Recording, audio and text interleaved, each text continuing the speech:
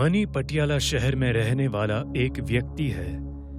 एक दिन मनी किसी काम से अपने घर के पास वाले मॉल में कुछ खरीदने जाता है और जैसे ही वो सामान खरीदकर निकलने लगता है तो मॉल का मैनेजर उसे कहता है, सर, आप हमारे लकी कस्टमर हैं, इसीलिए आपको हमारे आलीशान होटल में 3 दिन और 2 रातें रुकने का मौका मिला है जी, वो भी फ्री में। आप अपने साथ अपना एक कोई भी दोस्त लेकर जा सकते हैं, उसको भी ये सेवा बिल्कुल फ्री में दी जाएगी। अरे सर, धन्यवाद। सर, आपका ये होटल कहाँ पर है? ओ सर, हमारा होटल गोविंदगढ़ में है। सर, आपको आज ही गोविंदगढ़ के लिए निकलना होगा क्योंकि ये ऑफर शुरू हो चुका है। जी सर, मैं अभी ही आधे घंटे में गोविंदगढ़ के लिए निकल जाता हूँ, ठीक है? मनी मैनेजर की बातें सुनकर बहुत खुश हो जाता है। मनी अपने साथ चलने के लिए अपने बहुत ही अच्छे दोस्त हनी को फोन करता है। और भाई हनी, कैसा है? मैं तो बढ़िया हूँ। भाई तू सुना, तूने मुझे आज कैसे याद किया? मुझे ना एक गोविंदगढ़ के आलीशान होटल में 3 दिन और 2 रातें रुकने का मौका मिला है और वो भी फ्री में, और मैं अपने साथ अपना कोई भी एक दोस्त लेकर जा सकता हूँ। क्या तू चलेगा मेरे साथ? अरे भाई, नेकी और पूछ कब निकलना है बोल। बस भाई, तू पैकिंग कर ले, आधे घंटे में निकल रहे हैं। हाँ बस, मैं जल्दी से पैकिंग करके तेरे घर पर आता हूँ। जल्दी आजा भाई, आज तो अपने मजे हैं। हनी अपनी पैकिंग करके मनी के घर पहुंच जाता है। मनी के घर पहुंचते ही वो दोनों एक गाड़ी में बैठकर गोविंदगढ़ के लिए निकल पड़ते हैं। जब दोनों गोविंदगढ़ के आधे रास्ते तक पहुंच जाते हैं तो अचानक बारिश शुरू हो जाती है। अरे भाई, ये अचानक बिन मौसम बरसात कैसे शुरू हो गई? अभी कुछ देर पहले तो मौसम अच्छा खासा साफ था। पता नहीं भाई, आज मौसम को क्या हो गया है। पर तू चिंता क्यों कर रहा है? तेरा भाई है ना तेरे साथ। देख, तुझे कैसे चुटकियों में मैं गोविंदगढ़ पहुंचाता हूँ। अरे भाई, जब तू मेरे साथ है तो फिर काहे की चिंता। थोड़ा सा आगे जाते ही दोनों सहोली नाम के गांव में आ जाते हैं और वहां पहुंचते ही उनकी गाड़ी अचानक बंद हो जाती है। अरे भाई, अब ये इस गाड़ी को क्या हो गया? पता नहीं भाई, आज हमारे साथ क्या हो रहा है। पहले ये बिन मौसम बरसात और अब ये गाड़ी बंद पड़ गई। अब भाई क्या करे? आसपास तो कोई मैकेनिक भी नहीं मिलेगा और रात भी होने वाली है। क्यों ना आज रात इसी गांव में कोई रहने की जगह देखकर रुक जाए। हाँ, अब तो ऐसा ही करना पड़ेगा।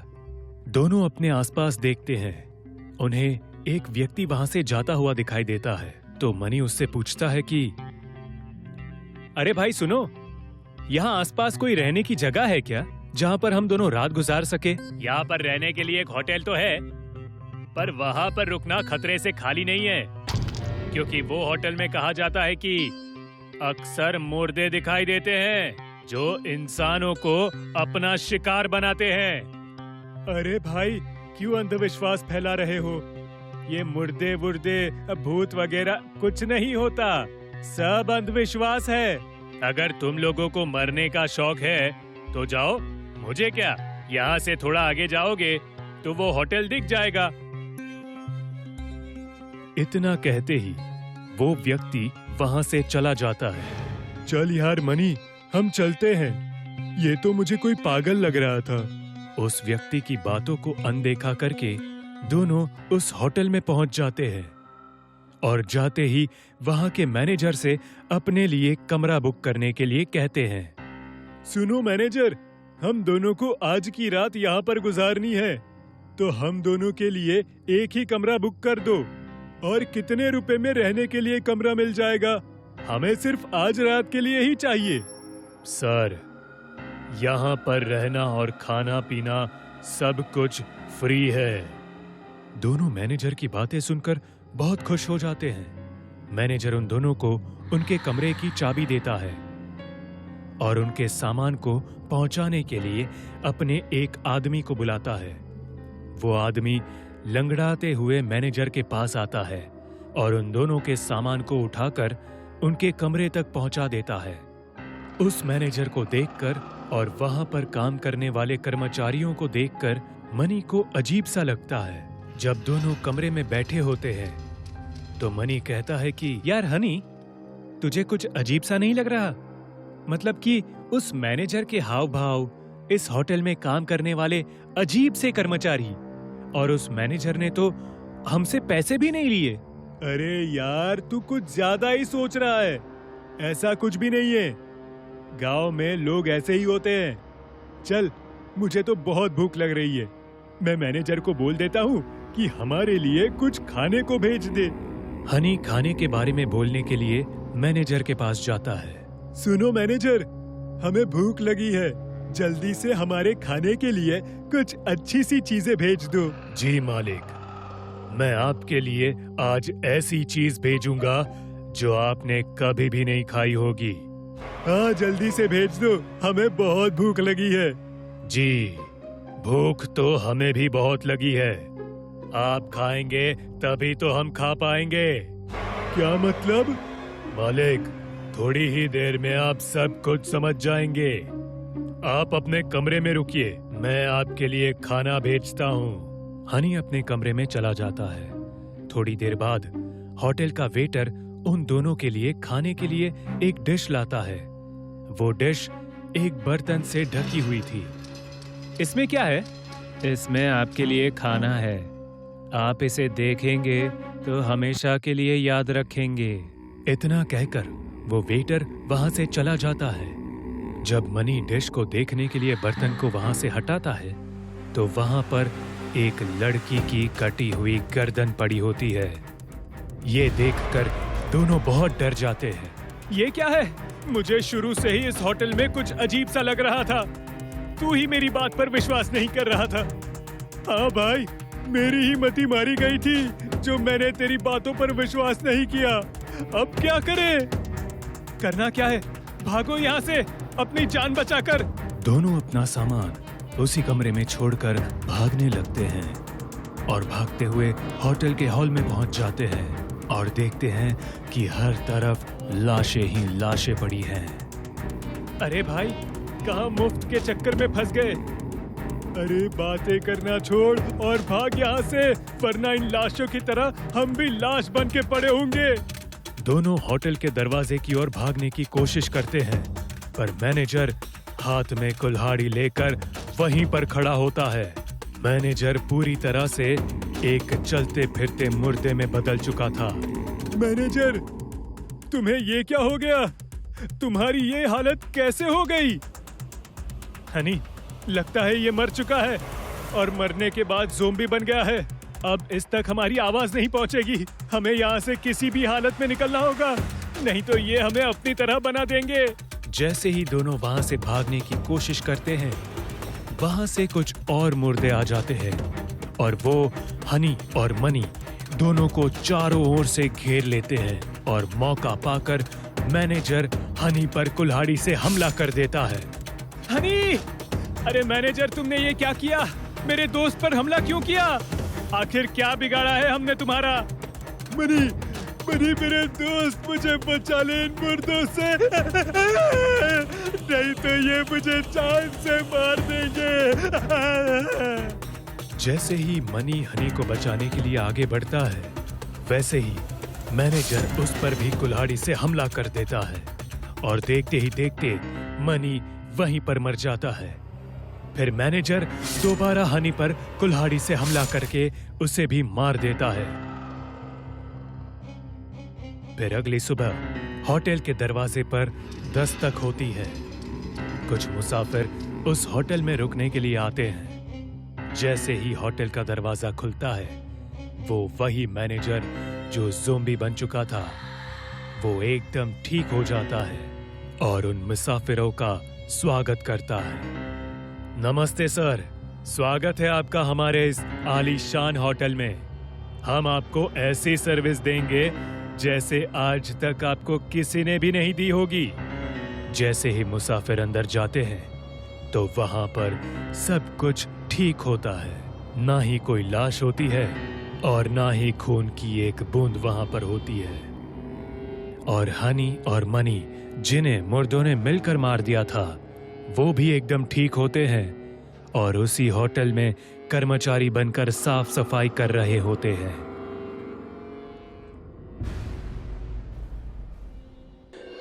अधारा नाम के गांव में एक संग्रहालय था, जिसमें राजा रोज एक शिकार किया हुआ जानवर और तलवार लाकर रख देता था।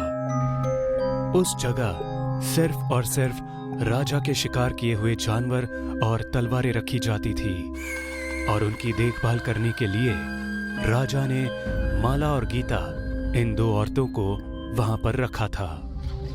एक शाम जब राजा शिकार से लौटा तो वो अपने साथ एक भेड़िया का कटा हुआ सिर लेकर आया। इससे पहले राजा ने जानवरों को सिर्फ मारा था, पर आज उन्हें काटकर पहली बार लाया था। इसके कारण माला और गीता डरी हुई थी।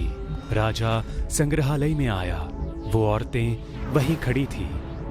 इसके सिर को खास तरीके से सजाया जाए, ये हमारा खास शिकार है। सेवकों ने भेड़िए का सिर औरतों के हाथों में दे दिया। उससे अभी भी खून टपक रहा था। राजा ने अपनी तलवार माला के हाथों में देकर कहा, इसे भी खास तरीके से रखना, मैं कल देखने आऊंगा। इतना कहकर राजा और उसके सेवक वहां से चले गए। माला और गीता ने उस शिकार और तलवार को संग्रहालय के बीचों बीच सजाया। आज का तो हो गया, चल खाना खा के सो जाते हैं, बहुत भूख लगी है। रुक, ये देख, तलवार पर लगा सारा खून जमीन पर गिर रहा है, इसे साफ करना होगा। ठीक है, मैं करती हूँ, तू जल्दी जा और खाना गरम कर, जा। हाँ ठीक है, ठीक से करना। हाँ। गीता दूसरे कमरे में चली गई और माला वो जमीन पर पड़ा खून साफ करने लगी।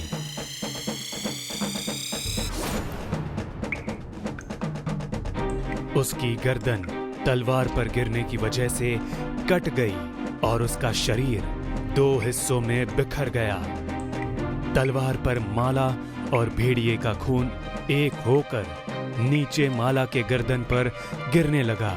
माला अब भी दर्द से तड़प रही थी, पर कुछ देर बाद तड़पते तड़पते ही वो मर गई। माला का शरीर निश्चल हो गया, पर तलवार का वो खून अब भी उसकी गर्दन पर गिर रहा था।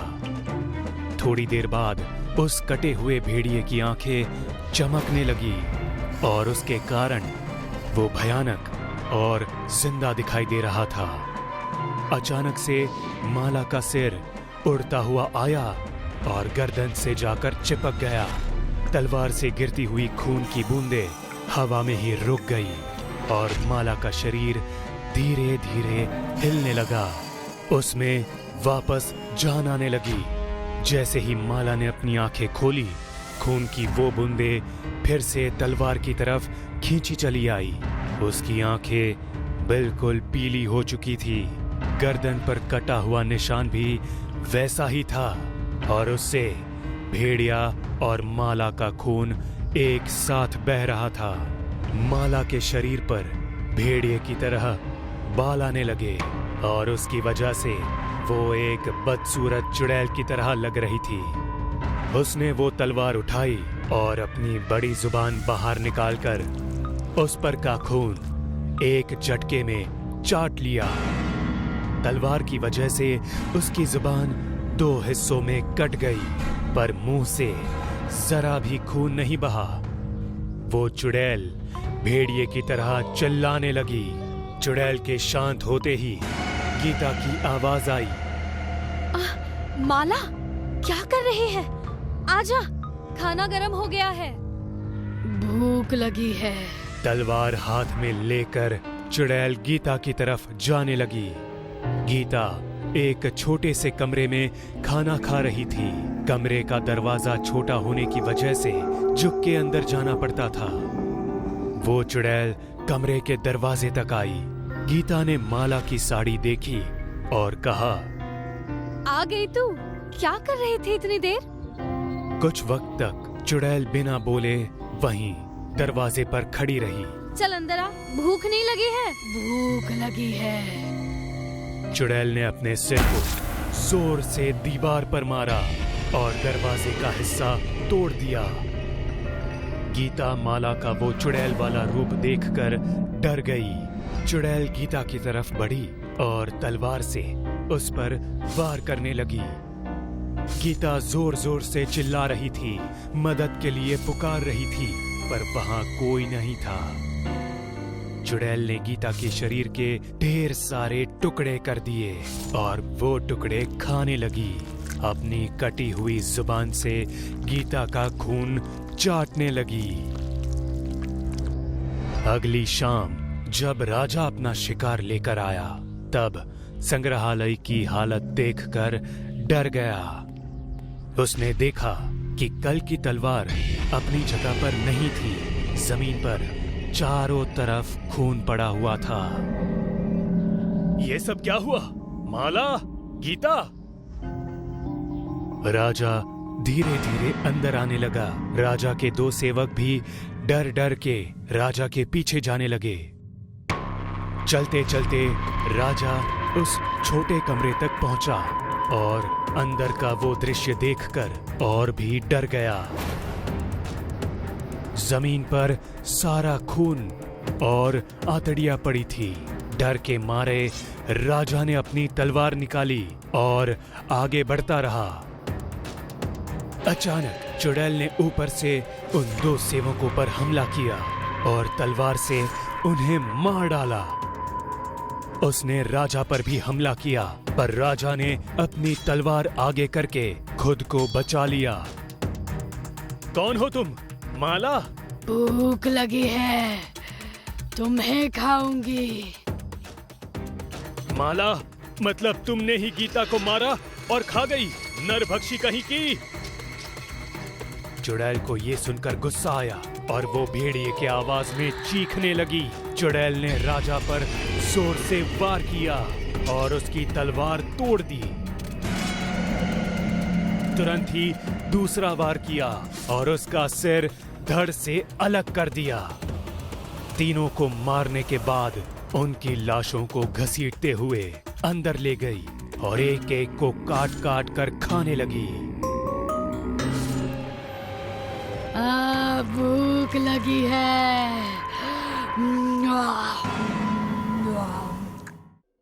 मुंगेरी लाल की चाट की दुकान के बाहर दो आदमी बात कर रहे हैं। सुना है जंगल की गुफा में एक बहुत शक्तिशाली बाबा है।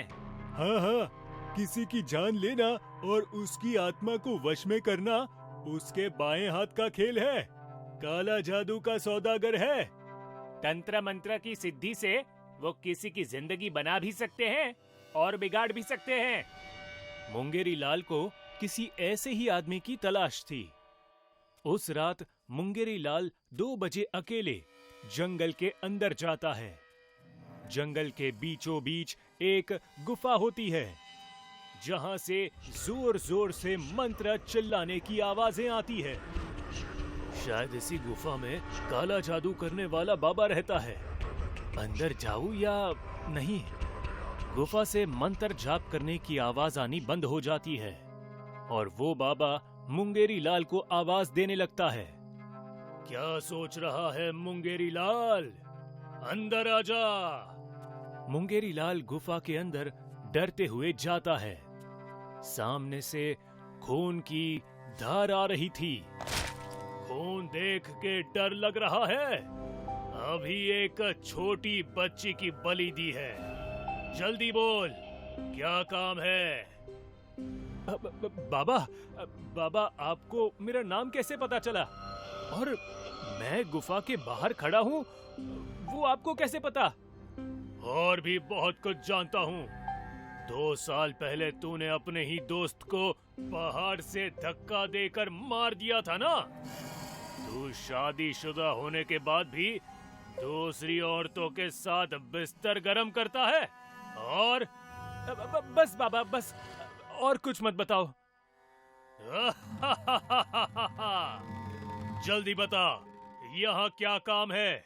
वरना तेरे पास खड़ा शैतान तुझे मार देगा।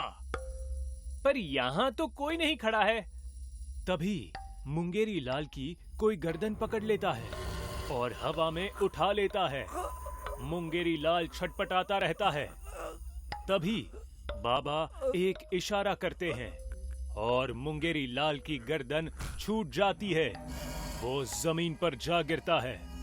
यकीन हो गया? जल्दी बता, क्या काम है? बाबा, मैं पिछले 7 साल से चाट बेच रहा हूँ, पर जिंदगी में आगे नहीं बढ़ पा रहा हूँ। और जो मेरे बाद आए थे, आज उनके पास बंगला है, गाड़ी है, सब कुछ है। तो तुझे भी जिंदगी में आगे बढ़ना है? नहीं नहीं, जो मेरे सामने बड़ी बड़ी डींगे मारता है, उन्हें बर्बाद होते हुए देखना है।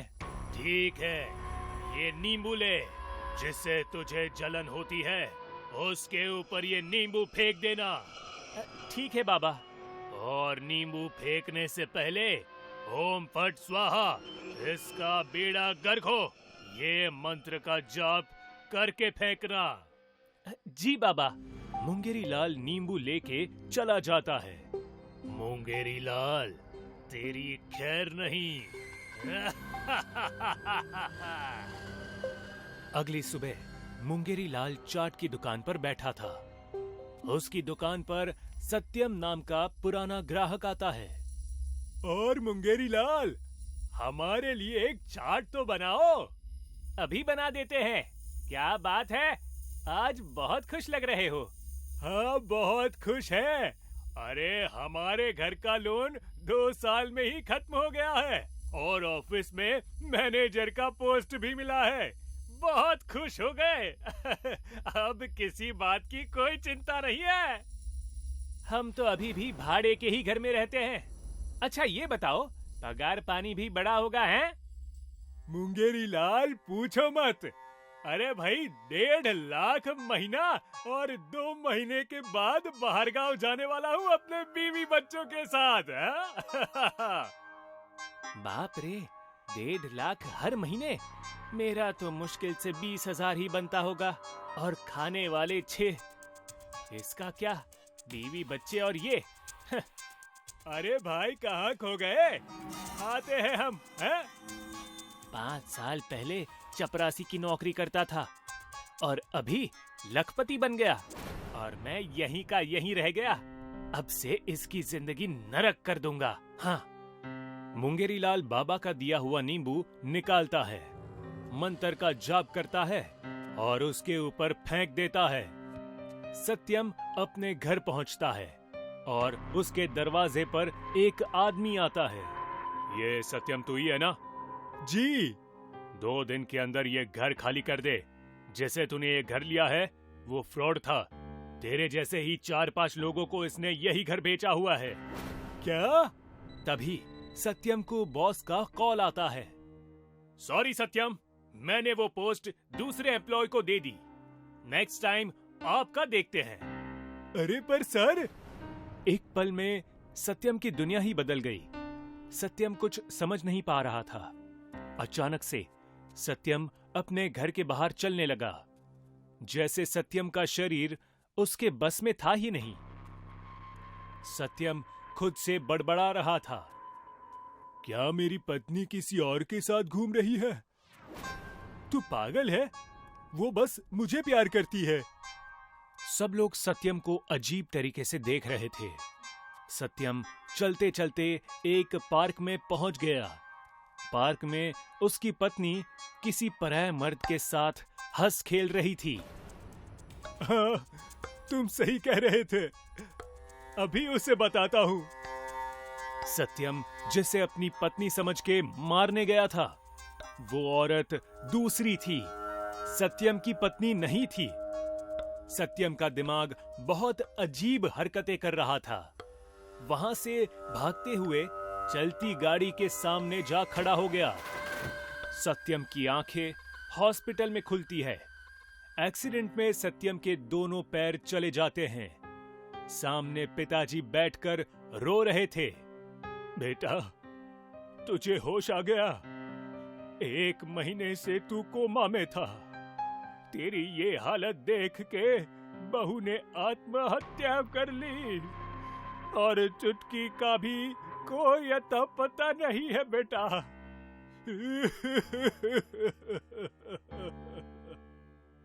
सत्यम जिंदा होने के बाद भी मर चुका था और ये बात जान के मुंगेरी लाल बहुत खुश होता है।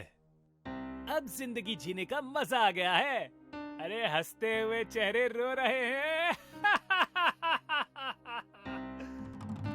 ऐसे ही मुंगेरी लाल कई जिंदगियां बर्बाद कर देता है। किसी के कारोबार में आग लग जाती है तो कोई 1 दिन के अंदर ही मर जाता है और ये सब देख मुंगेरी लाल बहुत खुश होता है।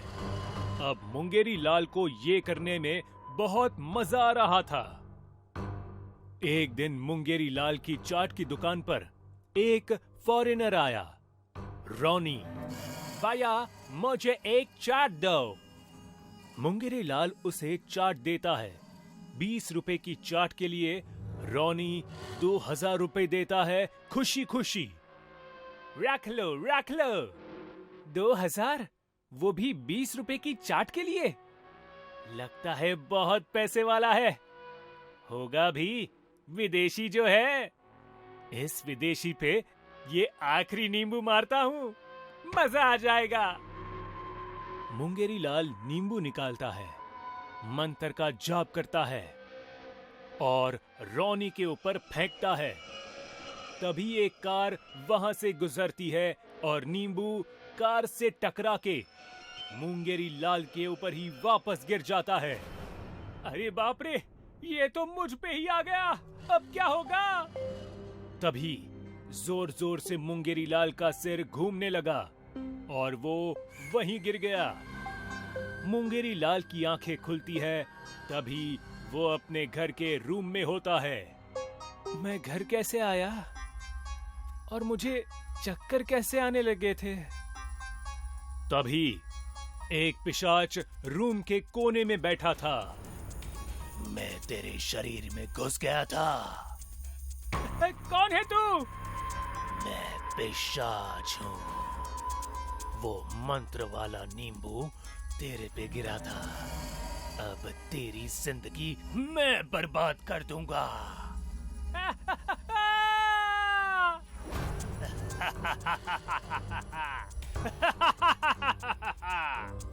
मुंगेरी लाल जोर जोर से चीखने चिल्लाने लगा और पिशाच जोर जोर से हंस रहा था। मुंगेरी लाल की पत्नी रेखा भागते हुए आती है। क्या हुआ, चिल्ला क्यों रहे हो? अरे अंधी है, वो देख कैसे देख देख के हंस रहा है। पर वहाँ कोई नहीं है। देख मेरे पास आ गया, बेड पे बैठ गया। कोई नहीं है यहाँ। तेरे अलावा कोई और नहीं देख सकता मुझे। रेखा, सच में तुझे ये नहीं दिखाई दे रहा? कितनी बार बोलूं, हम दोनों के अलावा इस रूम में कोई नहीं है। मुझे बाहर ले चल। मुंगेरी लाल के साथ जो हो रहा था वैसे ही उन सब के साथ हो रहा था जिनके ऊपर मुंगेरी लाल ने नींबू फेंका था। हमेशा वो पिशाच उनके पास घूमता रहता। एक एक करके तेरा पूरा परिवार खा जाऊंगा। मैं किसी को कुछ नहीं होने दूंगा, नहीं। तेरी पत्नी, तेरे बच्चे धीरे धीरे तुझे पागल समझने लगेंगे। और हुआ भी बिल्कुल ऐसा ही। आधी रात में मुंगेरी लाल चिल्लाने लगता।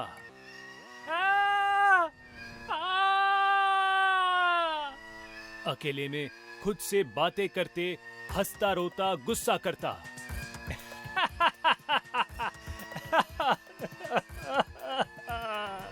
अचानक से मुंगेरी लाल का शरीर काम करना बंद कर देता है। ना चल सकता था और ना ही बोल सकता था। एक दिन मुंगेरी लाल घर के हॉल में बैठा था। रेखा अनजान मर्द के साथ आई।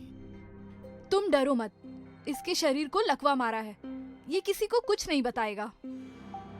रेखा उस आदमी को लेकर रूम में चली गई और दरवाजा बंद हो गया। मुंगेरी लाल के सामने ये सब हो रहा था, पर वो चाहकर भी कुछ कर नहीं सकता था। उसी दिन मुंगेरी लाल वहीं बैठे बैठे मर गया। उसके मरने पर कोई दुखी नहीं हुआ था। अब वो इस दुनिया में नहीं है। इससे किसी को कुछ फर्क नहीं पड़ा। जैसी करनी वैसी भरनी। मुंगेरी लाल ने कई जिंदगियां बर्बाद की थी, तो भला उसकी जिंदगी कैसे आबाद रहती।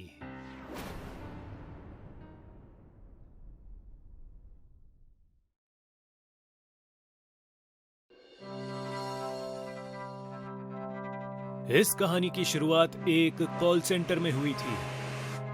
महेश नाम का एक आदमी था।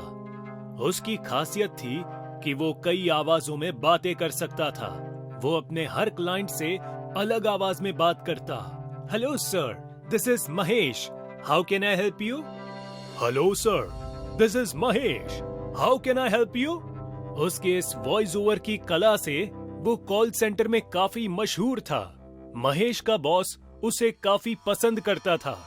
वेल डन महेश, तुम्हारी प्रोग्रेस बहुत अच्छी है। मैं तुम्हारे प्रमोशन की बात करता हूँ। प्रमोशन की बात सुनकर महेश बहुत खुश था।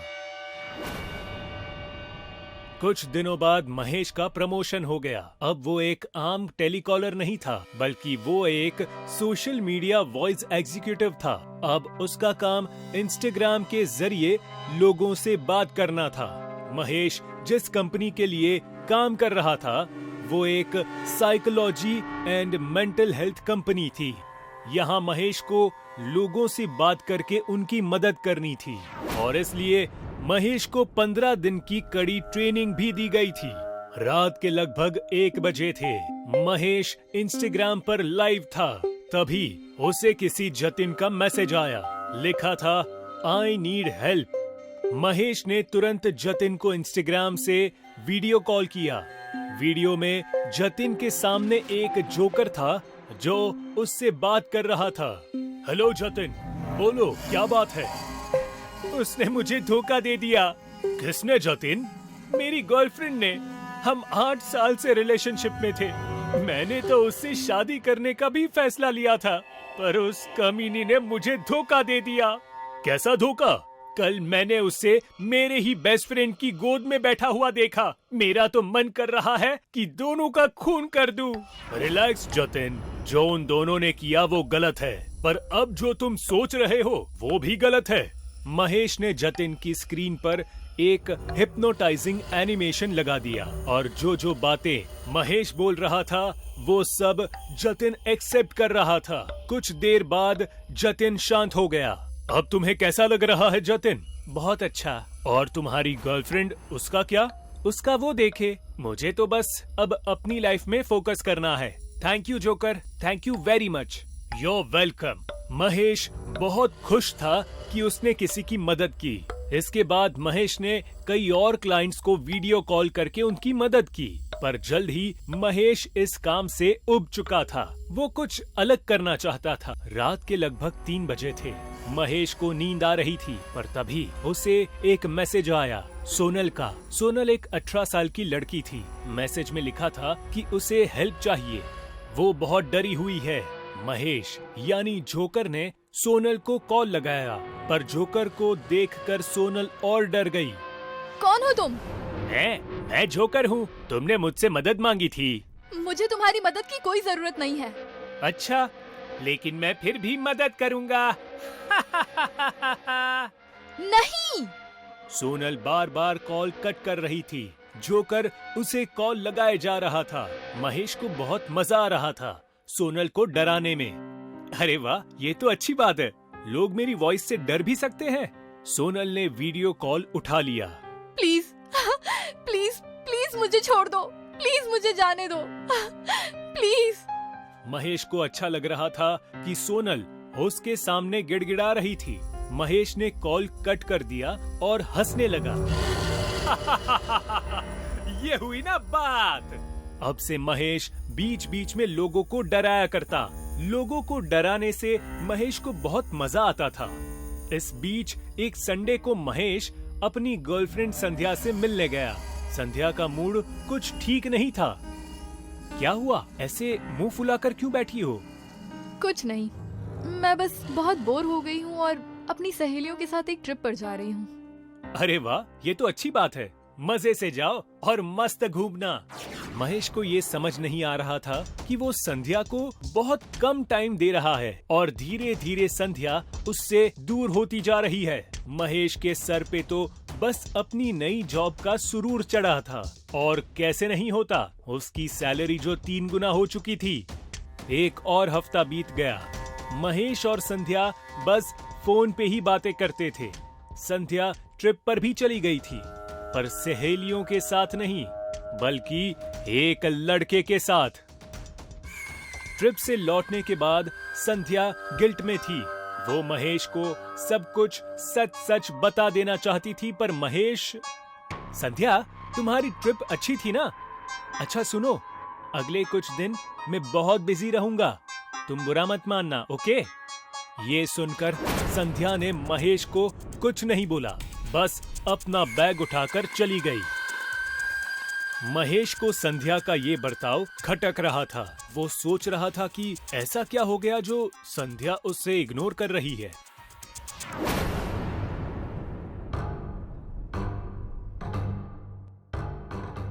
और तभी महेश के इंस्टाग्राम जोकर अकाउंट पर संध्या का मैसेज आया। संध्या का मैसेज देखकर महेश थोड़ा हैरान था। महेश ने वीडियो कॉल कनेक्ट किया। संध्या जोकर से बात कर रही थी। Hello joker.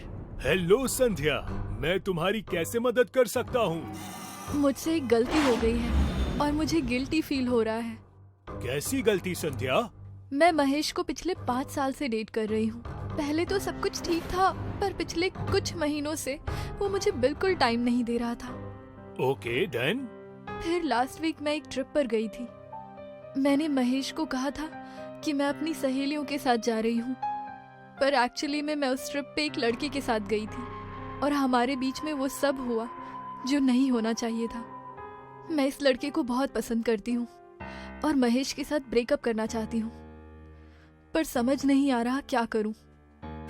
ये बात जोकर को बिल्कुल पसंद नहीं आई। महेश को बहुत गुस्सा आ रहा था कि उसकी गर्लफ्रेंड किसी और के साथ रंगरलिया मना रही थी। वो आग बबूला हो रहा था और उसने बदला लेने की ठान ली। जोकर ने संध्या के सामने हिप्नोटाइजिंग स्क्रीन शुरू कर दी। संध्या, अब से मैं जो भी बोलूंगा तुम सब मानोगी। हाँ। तुम जिस लड़के के साथ ट्रिप पर गई थी, क्या वो महेश से बेहतर है? हाँ, बहुत बेहतर है। क्या तुम्हें महेश के लिए बुरा लग रहा है? नहीं, बस झिझक है कि उसे कैसे बताऊं। संध्या, जो तुमने किया वो बहुत गलत था। वो धोखा था, धोखा। महेश ने तुम पर विश्वास किया और तुमने उसी का विश्वास तोड़ दिया। हाँ, मैंने विश्वास तोड़ा है। विश्वासघात की तुम्हें सजा मिलेगी। वो तुम्हें मार देगा। संध्या को अपने कमरे में दिखने लगा। ये संध्या का भ्रम था। महेश के हाथ में एक बहुत बड़ा चाकू था और महेश उस चाकू से संध्या को मारने आ रहा था। मुझे माफ कर दो महेश, माफ कर दो मुझे। महेश से बचने के लिए संध्या घर से बाहर निकली और टेरेस की ओर चल पड़ी। महेश चाकू लेकर उसका पीछा करते हुए टेरेस पर पहुंच गया। जब उसने टेरेस पर देखा तो वहां कोई नहीं था। कहाँ हो तुम संध्या? मुझसे बचकर कहाँ जाओगी? जब महेश ने उस बिल्डिंग के टेरेस से झांक कर देखा तो उसे संध्या की लाश ग्राउंड फ्लोर पर पड़ी हुई दिखी।